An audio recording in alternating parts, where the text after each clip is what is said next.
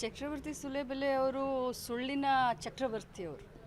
ಅವರು ಬಾಯಿ ತೆಗೆದ್ರೆ ಅವರು ರಾಮಾಯಣ ಅಂತ ಹೇಳ್ತಾರೆ, ಭಗವದ್ಗೀತೆ ಅಂತ ಹೇಳ್ತಾರೆ, ಮಹಾಭಾರತ ಅಂತ ಹೇಳ್ತಾರೆ. ಆದರೆ ಅವ್ರು ಬಾಯಿ ತೆಗೆದ್ರೆ ಅವ್ರು ಸುಳ್ಳನ್ನೇ ಎಷ್ಟು ಯಾವ ಪ್ರಮಾಣದಲ್ಲಿ ಮಾತನಾಡ್ತಾರಂತ ಇಡೀ ಕರ್ನಾಟಕ ರಾಜ್ಯದ ಜನರಿಗೆ ಗುರ್ತು. ಅವರು ಹೇಳ್ತಾರಲ್ಲ, ಕಪ್ಪಗಿರೋದನ್ನ ಬೆಳೆದು ಮಾಡೋದ್ರಲ್ಲಿ, ಬೆಳಗ್ಗೆ ಇರೋದನ್ನ ಕಪ್ಪಗೆ ಮಾಡೋದ್ರಲ್ಲಿ ಬಹಳಷ್ಟು ನಿಸ್ಸೀಮರು. ವಾಕ್ ಸ್ವಾತಂತ್ರ್ಯನೂ ಇದೆ, ಎಲ್ಲ ಸ್ವಾತಂತ್ರ್ಯ, ಎಲ್ಲ ಥರನಾದಂಥ ಸ್ವಾತಂತ್ರ್ಯ ಕಾಂಗ್ರೆಸ್ ಪಕ್ಷ ಕರ್ನಾಟಕ ರಾಜ್ಯದಲ್ಲಿ ಅಲ್ಲ, ಇಡೀ ದೇಶದ ಇತಿಹಾಸದಲ್ಲಿ ಸಂವಿಧಾನಕ ಬದ್ಧತೆಯನ್ನು, ಸಂವಿಧಾನವನ್ನು ಎತ್ತಿ ಹಿಡಿಯುವಂಥ ಕೆಲಸ ಯಾರಾದರೂ ಮಾಡಿದ್ರೆ ಅದು ಕಾಂಗ್ರೆಸ್ ಪಕ್ಷದವರು. ನಾವು ಚಕ್ರವರ್ತಿ ಸುಳಿಬೆಳೆ ಅವರಿಂದ ಏನು ಪಾಠ ಕೇಳಬೇಕಾಗಿಲ್ಲ. ಹೌದು, ಅವರು 3 ದಿನದ ಪ್ರವಾಸ ನಮ್ಮ ಜಿಲ್ಲೆ ಉಡುಪಿ ಜಿಲ್ಲೆಯಲ್ಲಿ ಇದೆ ಅಂತ ನನಗೆ ನಿನ್ನೆ ನಮ್ಮ SP ಅವ್ರ ಗಮನಕ್ಕೆ ತಂದಿದ್ದಾರೆ.